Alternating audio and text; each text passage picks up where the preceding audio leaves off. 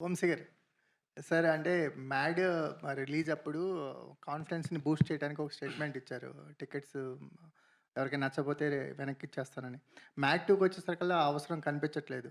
కానీ ప్రీమియర్స్ దగ్గర నుంచి ఒక బజ్ అనేది స్టార్ట్ అవ్వబోతుంది తెలుస్తుంది. ఏ నంబర్‌లు ఎక్స్‌పెక్ట్ చేస్తున్నారు అనుకోవచ్చు? నంబర్లు ఇయన్నీ తర్వాత సంగతులే. ముందు మీ అందరికి సినిమా బా నచ్చి ఇప్పుడు ట్రైలర్‌కి నవ్వుకున్నట్టే సినిమా బా నవ్వుకున్నారని చెబితే దాని తర్వాత నంబర్‌లన్నీ ఆ వీకెండ్ అనౌన్స్ చేద్దాంలే. అంటే ట్రైలర్ 'మ్యాడ్ స్క్వేర్' లాగా, 'లాఫ్ స్క్వేర్' లాగా కనిపిస్తుంది. సో, మీ కైండ్ ఆఫ్ అంటే 'డీజే టిల్లు' గాని, 'మ్యాడ్' గాని 'సితారా'కి కొత్త విలువను తెచ్చాయి. అంటే ఈ 2 సినిమాలు.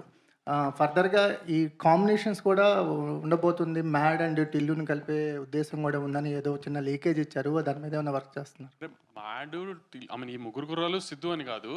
నెక్స్ట్ ఈ పాట కూడా ఇంతే సక్సెస్‌ఫుల్‌గా అవుతుందని నాకు డెఫినెట్‌గా తెలుసు. కామెడీ అంతా బాగా పండింది. రాత్రే కాపీ కూడా చూసుకున్నాము. సో, నెక్స్ట్ ఫ్రాంచైజ్ ఫిల్మ్ వచ్చినప్పుడు ఈ ముగ్గురు కుర్రాళ్ళని ఒక పెద్ద హీరోతో కలుపుదామని ఒక ఐడియా. 'తమన్' అసోసియేషన్ గురించండి. కంటిన్యూయస్‌గా ఉంటుంది. 'భీమ్స్', 'తమన్'.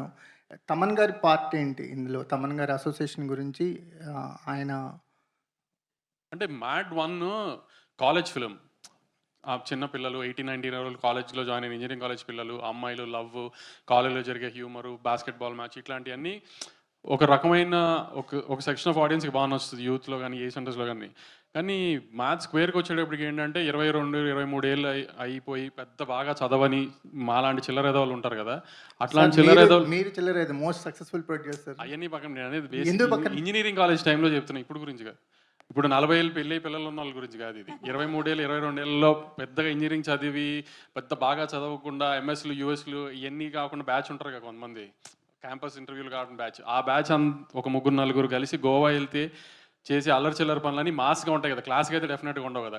కాబట్టి ఈ మాస్ మూవ్‌మెంట్స్ అన్నిటిని ఎలివేట్ చేయడానికి తమన్ గారుగా ఉంటే బెటర్ అనిపించింది నాకు.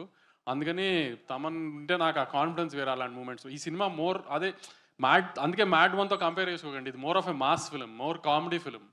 మాస్ మూవ్‌మెంట్స్ ఎక్కువుంటాయి.